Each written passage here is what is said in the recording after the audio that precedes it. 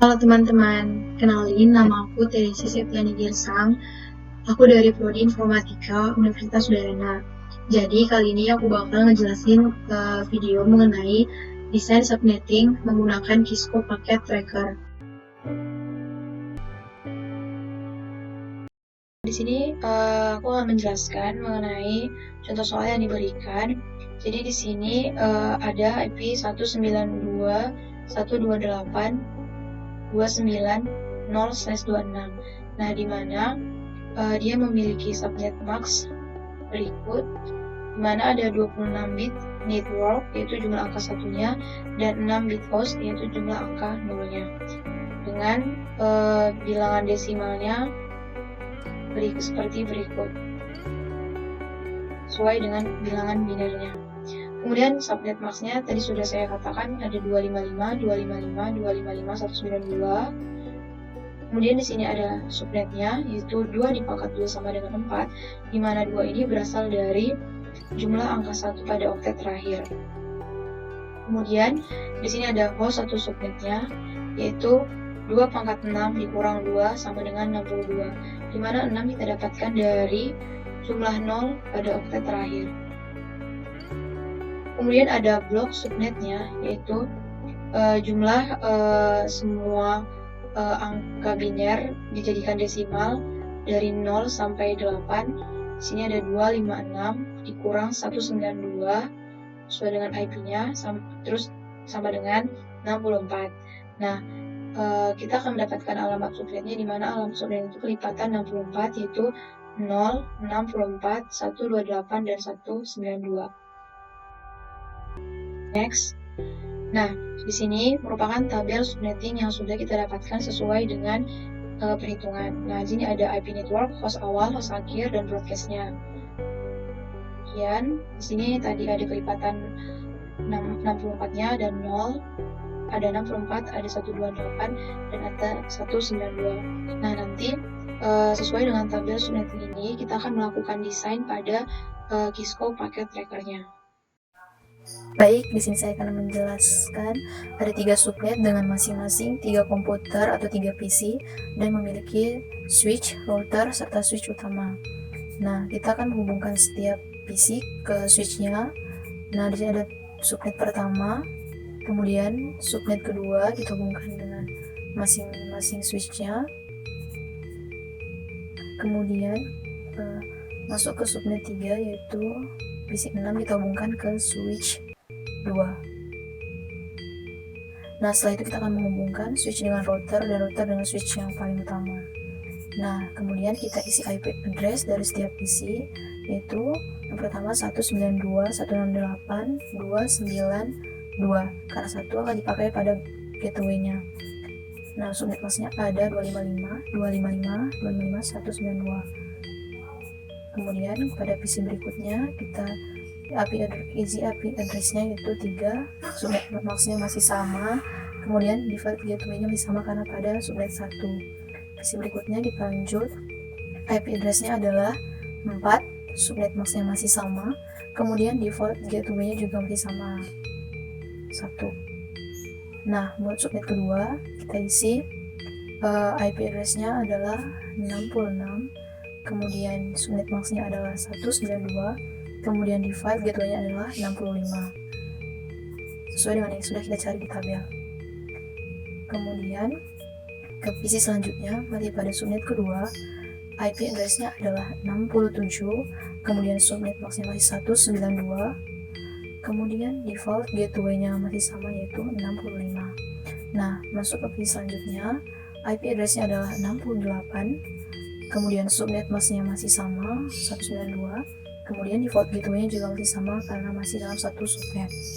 Nah, kita masuk ke subnet ketiga, itu pada PC 6, IP address-nya adalah 130,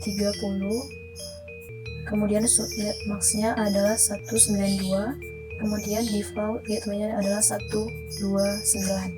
Nah, masuk ke PC selanjutnya, IP address-nya adalah 131, kemudian subnet mask-nya masih sama 192, default gateway-nya juga 129 karena berada di subnet ketiga.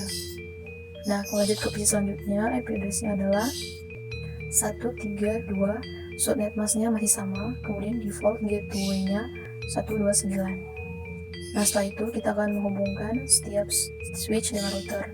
Yang pertama ada ke config Giga Ethernet, kemudian kita isi IP address-nya adalah 1.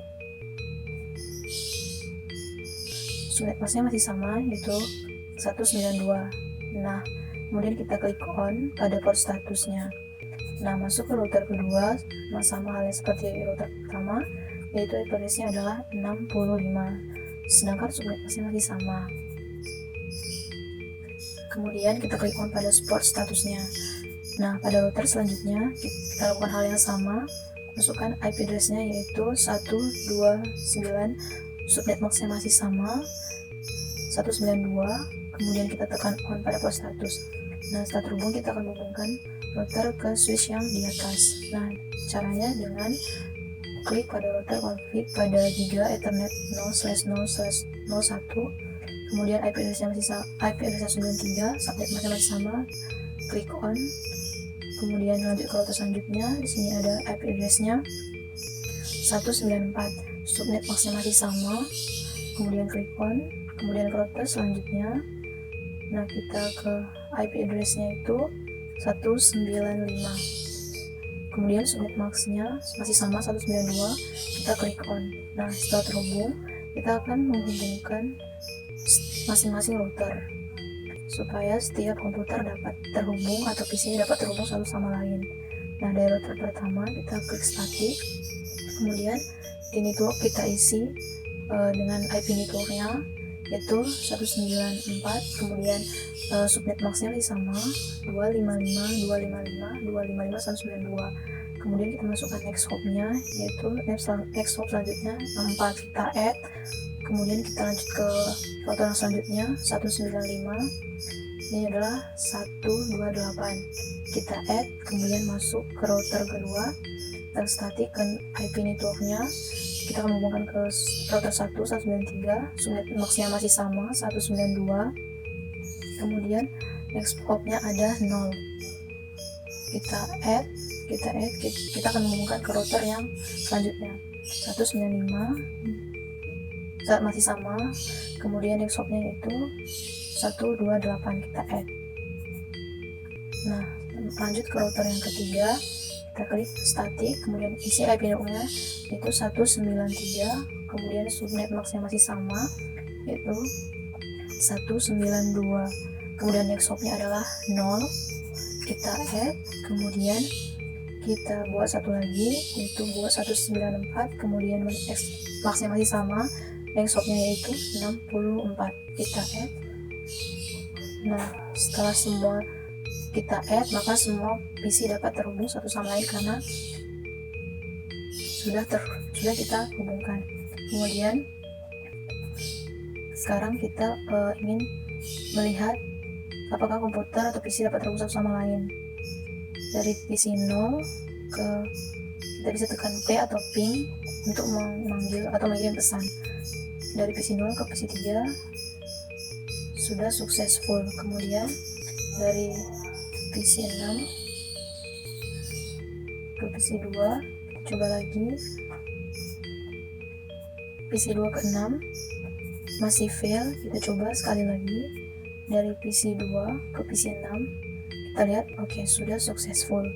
Nah, selanjutnya kita akan menghubungkan PC dari subnet 2 ke subnet pertama, PC 4 ke PC 1 masih fail, kita coba lagi dari PC 4 ke PC 1. Nah, sudah successful. Sekarang dari subnet 2 ke subnet ketiga. Nah, dari PC 5 ke PC 8 masih fail, kemudian dari PC 5 ke PC 8 kita coba lagi, masih fail, kita coba lagi dari PC 5 ke PC 8, ya sudah successful.